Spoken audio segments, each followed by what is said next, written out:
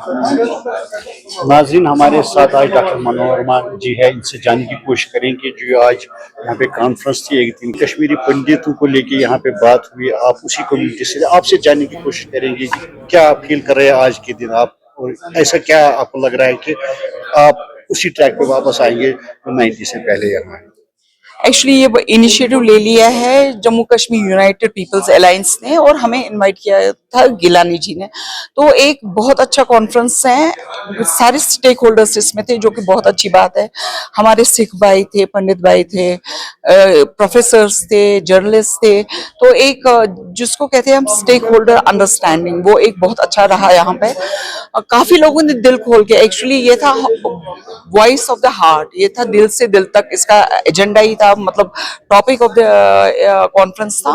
और एक्चुअली इन्होंने सबको बोला था कि दिल खोल के, जो भी, अब ये नहीं था कि हम हिस्ट्री को मिटाएंगे, ये था कि हिस्ट्री को हम रिपीट नहीं करेंगे। उसके लिए प्रयास ये होगा कि अंडरस्टैंड करेंगे। हिंदू भाई भी अपनी त्रासदी डेफिनेटली बोलेंगे कि क्या उनके साथ हुआ, और अपने गिले शिकवे अपने मुस्लिम भाइयों से करेंगे या सिख से करेंगे कि भाई तब जब ऐसा हुआ तब आपने हमें क्यों नहीं रोका। ये नहीं कि सारे के सारे लोग तब मिले हुए थे, बट वेरी फ्यू पीपल अगर देखा जाएगा, सम ऑफ देम, कई लोगों ने चुप्पी साधी थी।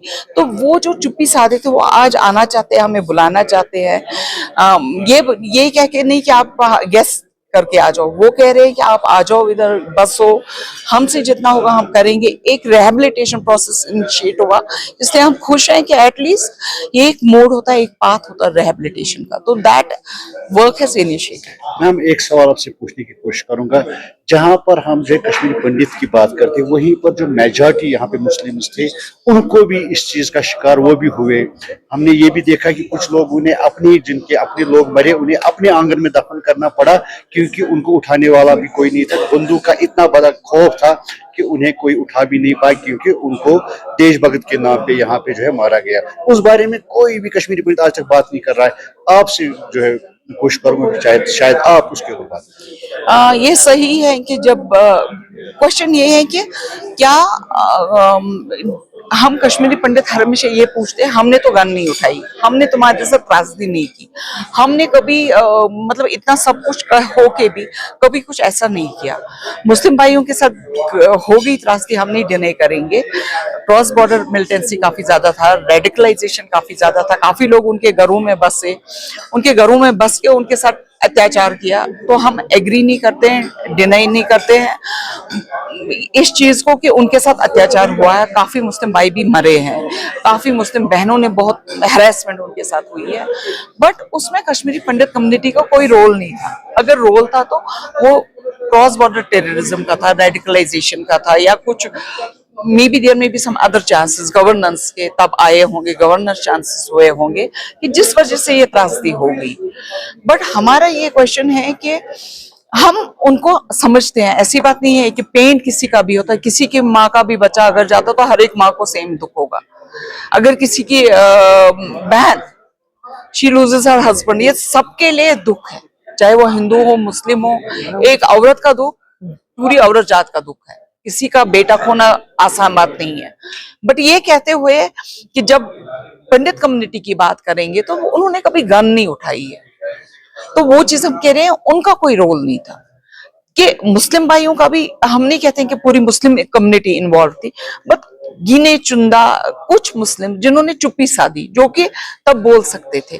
बट कई बार ऐसे भी हुआ है कि उनके यहाँ भी काफी कुछ मिलिटेंसी थे, उनके घरों में लोग रह रहे थे, बसर कर रहे थे, तो उनको थ्रेट था, विच इज फैक्ट। कि मेरे घर में अगर मुझे खुद थ्रेट है तो मैं कैसे किसी को स्पेस दे दूंगी या बोलूंगी तुम मेरे घर में आ जाओ। It is very her forum में ये बात करता हूं, तो आपसे भी कोशिश करूंगा इस बारे में आप भी टिप्पणी देंगे। जम्मू कश्मीर का एक्सेशन भारत के साथ हुआ था, चाहे इंस्ट्रूमेंट एक्सेशन कहे या फाइनल एक्सेशन कहे। सिक्योरिटी की बात हमें दी गई थी कि आप एश्योर रहिए कि सिक्योरिटी हम आपको देंगे, आप बेफिक्र रह के यहाँ पे रह सकते हैं। मैं एक नौजवान होने के नाते आपसे जो है जानने की कोशिश, सवाल है मेरा आपसे, क्या आपको नहीं लगता कि उस टाइम अगर अब्रप्टली इतना बंदूक यहाँ आया, इतना बॉर्डर क्रॉस सब कुछ हुआ, कहीं ना कहीं उसमें सिक्योरिटी लैप्स थी? It was a failure of intelligence, definitely. I don't say कि failure of intelligence नहीं था. I am not talking about. I am talking about like अगर देखा जाएगा, you are talking about 1919. I am talking about right from the 87. जब 87 में अनंतनाग में rights हो गए थे, they should have sniffed what is happening. उसके बाद भी there are lot of districts जहां पे आपको बिटवीन 87 एंड 90 कुछ ऐसे लोग हमें दिख रहे थे। I am talking about myself, I was then in studying in college. हमारे मोहल्ले में सफाकत में I used to see different people जो कि हमारे मोहल्ले के थे नहीं। तो सिक्योरिटी इंटेलिजेंस, हम तब छोटे थे, बच्चे थे, पढ़ रहे थे कॉलेज में, हम तब ये नहीं गेस कर पा रहे थे कि कुछ अगर आपको लग रहे हैं कि कुछ मोहल्ले वाले लोग नहीं है, तो वो लोग कौन थे? ये सवाल मेरा भी है। मैं उस टाइम फोर्थ में था, तो मैं भी आज उस चीज को लेके मेरे ऊपर भी एक बदनुमा दाग है कि मैं मेजॉरिटी से हूँ यहाँ, हम लोग निकले ही नहीं। लेकिन बंदूक का इतना बड़ा खौफ था कि शायद हमारे अपने जो यहाँ के मेजॉरिटी के लोग थे उनको भी यहाँ से माइग्रेशन करनी पड़ी। तो आप रिकॉर्ड वो देख सकते हैं। तो एट द एंड में यही चाहूंगा, मेरे काफी जर्नलिस्ट भाई हैं जो कि तब पलायन हुए हैं, मुस्लिम ब्रदर्स है जो पलायन हो गए हैं, जम्मू में रह रहे हैं, अपनी फैमिलीज उन्होंने शिफ्ट की, ऐसी बात नहीं है। मेरे कई बार I was talking at economic forum in Rajasthan, जहां पे उन्होंने बोला आपके कश्मीरी 4 भाई हमने यूनिवर्सिटी ऑफ राजस्थान में रखे। मैंने कहा कौन 4 भाई? 4 भाई देखा तो 4 मुस्लिम ब्रदर्स थे। तो obviously they had also one on that reservation जो उन्होंने पंतों के लिए थी। तो काफी भाइयों को जिनको जाना पड़ा एजुकेशन के लिए किसी चीज का, उनका भी उन्होंने भी सफर किया है, ऐसी बात नहीं। As a female from Kashmiri Pandit community क्या चाहती है आप वापस आने के लिए? देखो, मैं बहुत इमोशनल हो जाती हूँ, टू बी फ्रैंक है ना, जब भी मैं कश्मीर के बारे में बोलती हूँ। सम टाइम बैक जब महबूबा मुफ्ती थी, मतलब she was the CM just 6 days after she later on नहीं हो गई उनकी सरकार। I remember she had called us कि आप रिसर्च कर लो कॉस्ट बेनिफिट एनालिसिस के लिए। मेरे साथ कुछ आए थे हमारे बियॉन्ड लॉम्बर्ग यूएसए से आए थे, और कुछ कॉस्ट बेनिफिट एनालिसिस पे हम बात कर रहे थे। यू आर से कि मैं उसी वक्त लाइक इतना इमोशंस हमें हो रहा है, जो कि पले बड़े हैं, जो हमारी नेक्स्ट जनरेशन उनको फर्क नहीं पड़ रहा। जो हमारे बाकी लोग कह रहे अरे छोड़ दो ना, क्या है, एक जमीन का टुकड़ा है। बट ये जमीन का टुकड़ा हमारे लिए बहुत मैटर करता है। वो इकोसिस्टम, जब भी मैं अपने सफा कदल में जा रही हूँ, आई बिकम वेरी इमोशनल।